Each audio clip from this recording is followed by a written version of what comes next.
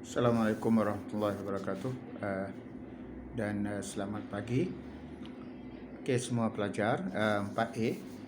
Saya akan mengajar kamu subjek sejarah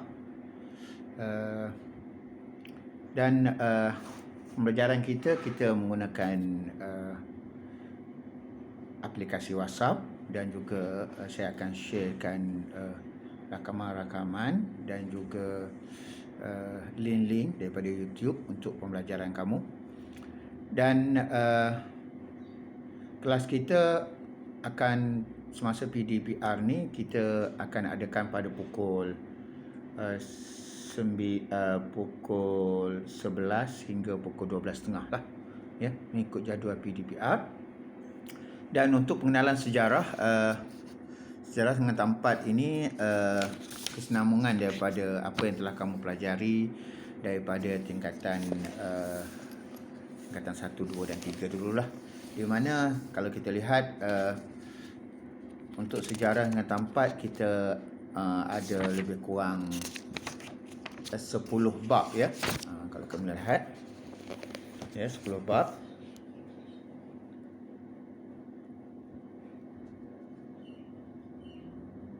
Okey, di mana bab pertama, kalau tengok buku teks tu kamu lihat bab pertama ialah warisan negara bangsa. Bab kedua, kebangkitan nasionalisme di negara kita dan juga di barat, di Asia Tenggara, dan gerakan nasionalisme lah, ya. Yang bab yang ketiga membicarakan mengenai konflik dunia dan pendudukan Jepun di negara kita, ya. Dulu masa kita belajar masa sekolah menengah rendah dulu kita belajar tentang Melaka dan sebagainya lah, ya. Okey, dalam bab 4 pula kita akan mempelajari era perolehan kuasa British di negara kita lah, ya.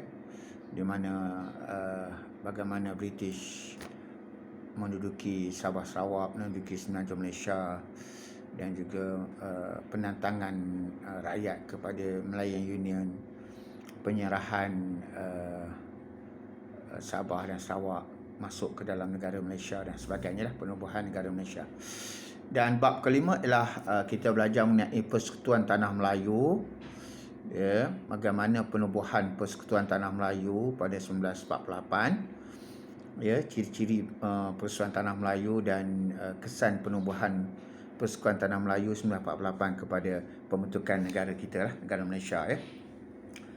Ancaman bab yang ke-6 kita mempelajari tentang ancaman komunis dan pengisytiharan darurat. Walaupun sekarang ni kita diisytihar darurat juga, tapi hanya darurat politik, bukan darurat yang sebenar-benarnya lah. Seperti dulu kena duduk dalam rumah, siapa keluar rumah pada time-time tertentu mungkin akan ditangkap atau ditembak, ya. Itu bukan darurat, ya. Itu dahulu darurat kerana ancaman komunis. Bab ke-7 kita belajar kepada usaha bagaimana negara kita menuju kepada kemerdekaan, proses kemerdekaan lah, ya. Latar belakang negara idea negara merdeka, jawatan kuasa hubungan antara kaum dan sebagainya, penubuhan parti-parti politik dan sebagainya. Okey, bab 8 kita membicarakan tentang pilihan raya, ya.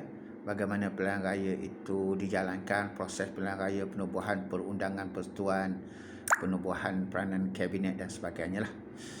Bab 9 kita belajar tentang perlembagaan Persekutuan Tanah Melayu 1957. Bagaimana perlembagaan yang dibuat pada 1957 dulu. Dan bab yang terakhir ialah pemasyhuran kemerdekaan, ya. Pengertian kemerdekaan, persediaan bagaimana kita nak menyambut kemerdekaan dulu, kesan kemerdekaan kepada negara kita, prinsip kedaulatan Persekutuan Tanah Melayu dan sebagainya. Jadi itu 10 bab yang kita akan pelajari dalam silibus tingkatan 4 ini, ya. Jadi sepanjang pembelajaran saya harap kamu sentiasa ada buku teks bersama kamu lah sebagai rujukan. Okey, sekian, terima kasih untuk pengenalan kita hari ini.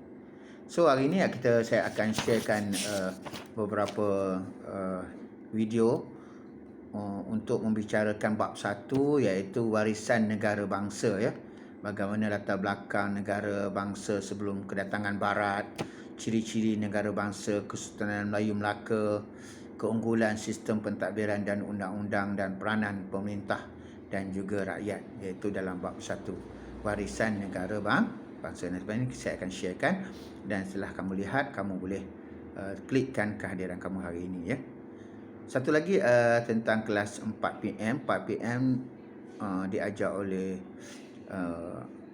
Cikgu Azmandin, tapi Cikgu Azmandin cuti sakit.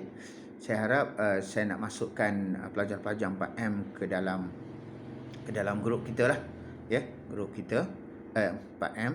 Jadi siapa kawan-kawan yang ada nombor kawan-kawan yang ada 4M tu, boleh invite mereka dalam grup kita lah ya.